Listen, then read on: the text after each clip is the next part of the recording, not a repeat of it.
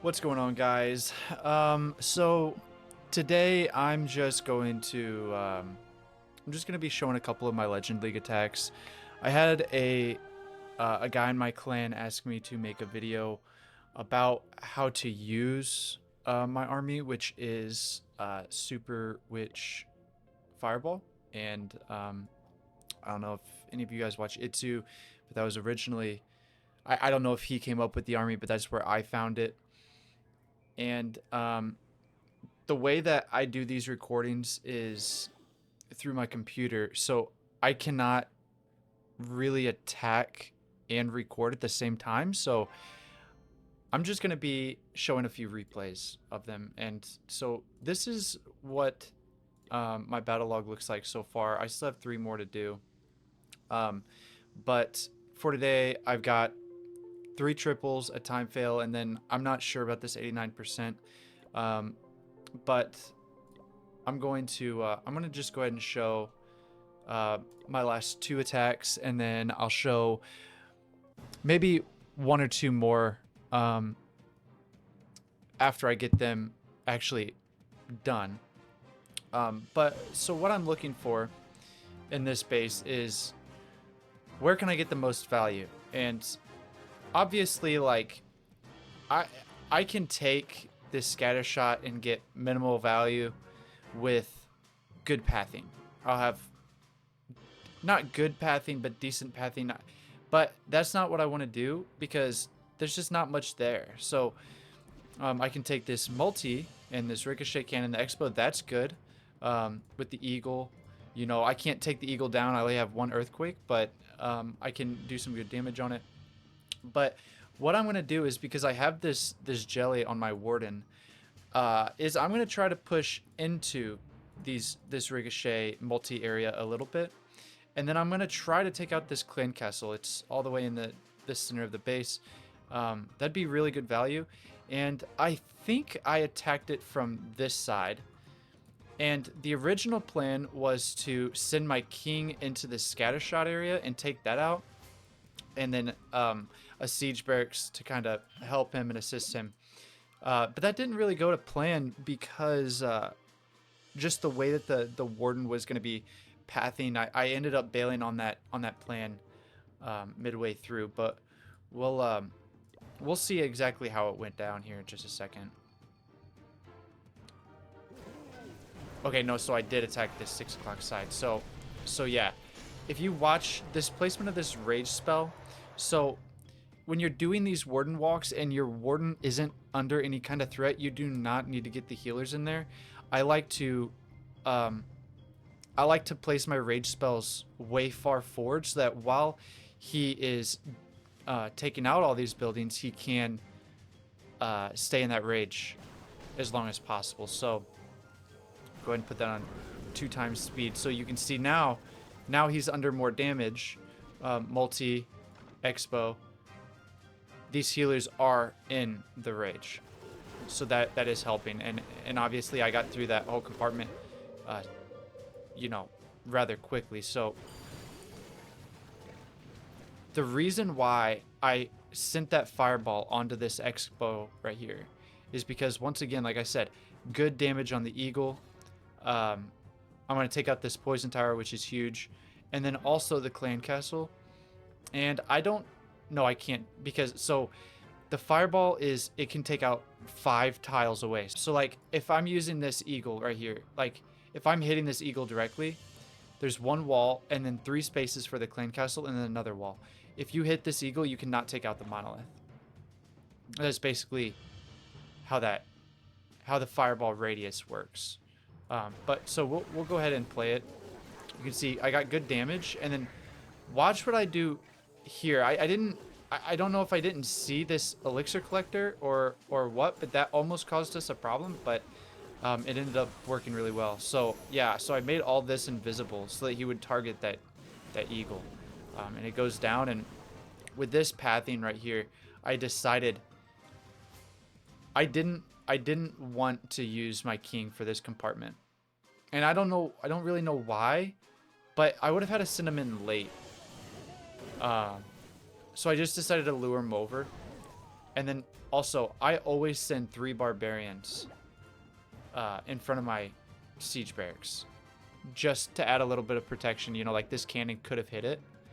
From where I was placing it, I didn't know for sure if it was going to or not. So just a little bit of protection. Those 3 barbs always safe to use. And then I'm just gonna wall break in. The siege barracks is set in the funnel. And then the king ends up walking, but it's because the queen lured him, and then she jumped the wall, and then it was just kind of messed up. So watch what happens here. So this queen comes over, targets the king. So he runs out, but she chases him, and then he just bails on it. He's like, whatever. So it is what it is, but we got, also, we got all the troops pushing into the town hall compartment, but also, what I was wanting to say is that the way that I placed this rage spell, obviously you're wanting to rage your troops. It helps out a ton. These rages for the super witches are not for the super witches. I've tried explaining this to people, and still I see them doing it wrong all the time. The rages are not for the super witches. They're for the healers, because super witches are so strong right now that they don't need spells. Like the healers need spells to keep the super witches alive. If they can stay alive, every single base will get smashed. So that's the biggest thing. So I placed this rage a little bit further back so that my healers will be in that rage as long as possible and as much as possible.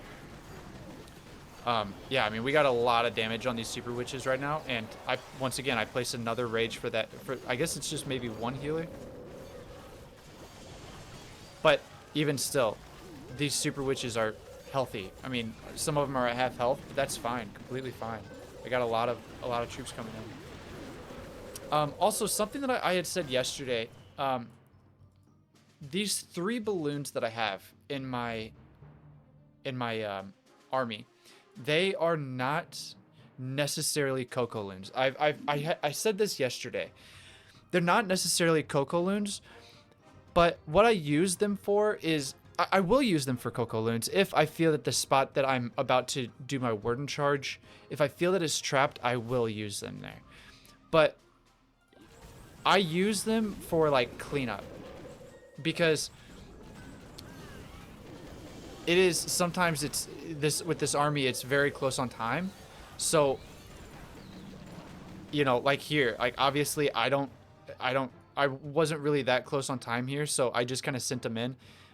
Plus there's a bunch of defenses left, but that is really what they're for, is Coco Loons if you need them, and if you don't need them, I use them for cleanup or to take out the last building so that the RC can, start targeting the elixir collectors and, all those trash buildings quicker. Yeah, I mean, that's, there's not really a lot to this army. The fireball is going to be the most tricky part most of the time. I actually don't know which one we just watched. Okay, yeah, so this is the right one. So with this base, I'm looking around. There's a lot of value pretty much anywhere where I want to land this fireball. If I decided to land this fireball on the ground expo, well, I'm not going to take out the scatter shot because of what I had explained a minute ago with the 5 tile system. So we got 1 wall right here. Gotta zoom in. So we got 1 wall right here, and then 3 tiles for this Archer Queen platform, and then a 5th. So the scatter shot is sitting on the 6th tile. We cannot take that scatter shot down. And of course, I'm looking at that stuff while I'm planning. And I decided like that wouldn't be good. Although I would get the ricochet cannon, the multi, some other buildings. It's just not overall the best value that I can possibly get. So future me here, and I want to make a correction on what I had literally just said. I said that wasn't the best possible value that I could get, and that is not all that you need to look at whenever trying to plan an attack. It's not just the value that you're looking for with that fireball, although that is gonna make your decision possibly a little bit easier, the overall decision should be based off of the value plus the pathing. Because if you get incredible value, but your pathing is garbage, your attack is going to suck. I felt like I should probably make that correction. All right, back to the video. So I went for something else, and once again, I can't take the eagle down with just one earthquake, even though my fireball is max. I can't take out the eagle. So I'm looking over here. If I were to Warden Walk into this compartment, I'm going to take an X-Bow, a Ricochet Cannon. Sometimes you don't really know which way your Warden is going to walk. So like I would place him more up here by this Elixir Collector so that he would, you know, come this way.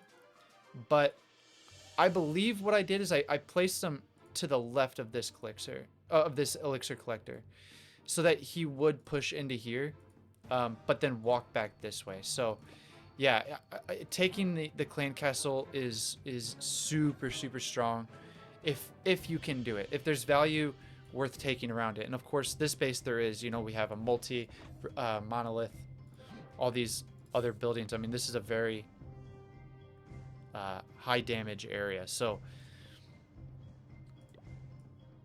let's see exactly where I placed that warden. Yeah, I did. So I placed him to where he would target this wizard tower.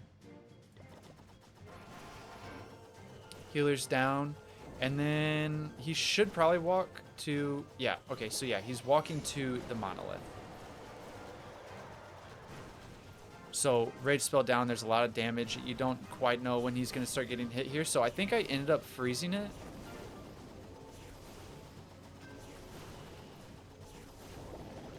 Yeah, I did. So he's targeting this wizard tower.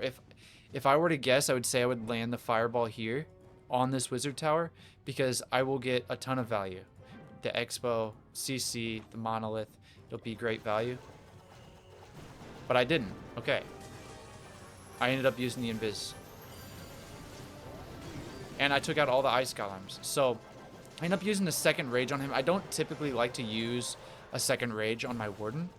But in this case, I needed to just to keep him alive. Sometimes I completely sacrifice my warden, but this was not going to be one of those times. I needed him to set the funnel. And there's a lot of damage in all of these areas. I mean, 2 ricochet cannons, a scatter shot, a queen. Once again, I had placed 3 barbs down and then the siege barracks. Wall breaking in, so I'm planning this base before I do it. I have all of this planned out, that I'm going to wall break here. And then I'm also going to wall break these 2 layers. Because if I don't wall break... Or, I'm sorry, if I don't wall break these walls right here, and then I just try to come in, you know, put 2 wall breakers on these walls and then send a third into, like, maybe the town hall compartment, it won't work. Kind of regardless of what I do. Because this compartment was closed, the wall breaker will target this. Okay, say that we take down all these buildings. Well, then he's going to target, the wall breaker is going to target the multi. So I decided that the best value for me to do is to send the siege barracks into this compartment and then wall break these 2, and then I can use a jump, get to the eagle. Now, ideally, if this was a war attack, I would bring extra wall breakers so that I could jump this multi and get all the way from the eagle, the town hall, get both of these compartments. But this isn't a war, so I can't do that. I also could have sent my king potentially into this eagle compartment, but I think the king is really just kind of the strongest whenever he's with the super witches. He usually will get a ton of value and keep a lot of the damage off of those super witches, so I can kind of save my rage spells a little bit. And in this attack, that's huge because I only had 1 left after the warden walk. So yeah, like I say, I could have potentially have let those the super witches and the big boys and the queen, the king, all that beat through this wall, but once again, you don't really know what it's going to target, so it's just safest for me to use my jump spell where I did. They can beat through the last wall. It's not that big of a deal. Plus, I have my RC for cleanup. She just came in right here. And look at that. I still have all 4 super witches, even after going straight through the town hall blast. Queen, she's probably going down. Well, maybe not. Queen survived. That's crazy. So yeah, I mean, this army is super underrated right now, and you know, everybody's so focused on super witches, but you know, I use this. This is pretty much the only army that I've been using now for a little while. I have a ton of fun with it, and if you have your fireball leveled up to level 20 or higher, I would give it a shot. I really would, and I think that I think level 20 is about the level that it should be to become viable, become a viable strategy to use. If it's level 20, you're gonna need to use 2 earthquakes, though. That's the only downside. But other than that, you know, it's a super fun army. It's just if you can get the ores to use it. Now this attack was, I think I said like 16 hours ago or something like that. I'm not exactly sure what I did on this base, but if I were to guess, I would say I'm probably Warden walking this multi, because this is a symmetrical base, which means that he's gonna go for this builder hut, and then the wizard tower, and then the multi. If I place him in the corner, he'll go for the builder hut, then the wizard tower, and then the multi, and then probably the next wizard tower. Maybe the archer tower. It's kind of hard to say. But what I'm more than likely going to try to do is I'm going to try to land my fireball on the eagle. And then if one or both of these expos are still up, I'm going to try to land my earthquake to where it hits both of the multi-archer towers and both of the expos and the clan castle and the eagle. And if that warden hits the eagle, then like if he hits it even one time, the fireball and earthquake will take it down. So that would be some incredible value and some incredible pathing. If you can imagine all of this will be gone, then I would have just this multi. I could push into one side of this base, and I would send a siege barracks down this edge or this edge, or this edge, sorry, depending on where my warden ended up. Because it's symmetrical, it doesn't really matter if I go to the 9 o'clock side or the 3 o'clock side. But I'm not even sure if that's what I did. So let's just see. Yep. That is exactly what happened. So, like I say, so he's going to go to the wizard tower next. I think he'll go to this multi, but I'm not sure. Okay. Tesla. There's probably another Tesla in between these two here.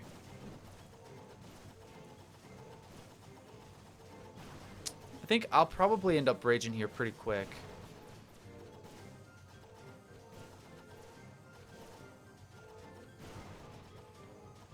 Rage? Rage? What are you doing? What am I doing? I just didn't rage. I should have raged it a long time ago. Oh, I watched that. I missed this. I missed these expos with my earthquake. I did take the clan castle, both multi-archer towers, but I missed the expos with my earthquakes. That expo over here, he should target that after. Yeah, yep, and it should be one tap. Yeah, okay, so it looks like he's going to the 3 o'clock side. So right about now, I should be putting that siege barracks down over here. Yep, there's those 3 barbarians, and then the siege barracks. Give it just a second for those two, for those P.E.K.K.A.s and wizards to kind of clear this area, and then I'll drop a wall break here. I don't want them to walk in.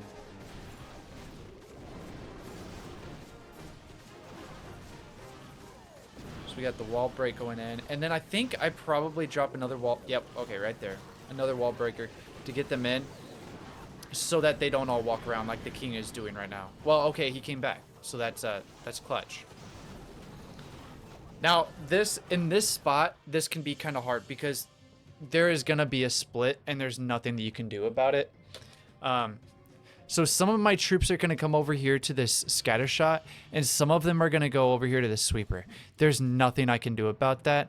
I just kind of have to hope that, because I don't have any invisibility spells. If I had an invisibility spell, I would make these I would make these invisible so that everything would stay together.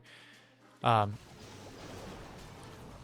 but oh, that tornado, that is actually the best thing that could have happened to me. Almost. We ended up losing one. We lost one Super Witch. But that gathered everything back up, kept some stuff together. So I decided to jump over here into the Town Hall compartment. And then I believe this was the Monolith. That jump spell is going to give me access to all these buildings too. I don't remember what this was, but it's going to give me access to the scatter shot. Now they're going to be out on a wall. And that's fine because they're not in harm's way right here. RC coming in along the backside. I always use my RC along the backside. I know like Root Rider armies and all that, you just kind of throw her in wherever, but that is not how this army works. So if that's what you're trying to do, you're never going to get the correct value with your RC. So, yeah. I recently I have started running the Hog Rider puppet instead of the what is it, the Life Gem on my RC, and that hog puppet is pretty good, especially on the back end of a base. It's really nice. You don't have to have that extra health with your RC. I don't know if I would say that the Life Gem is better, or I don't know if I would say that the hog puppet is better than the Life Gem, but they're pretty good. So if you have one leveled up over the other one, I would put on either, and I wouldn't stress about getting the other leveled up. I would really recommend that haste file though. That haste file is super good. Turns her into just crazy, like just crazy fast. So I'd recommend that haste file.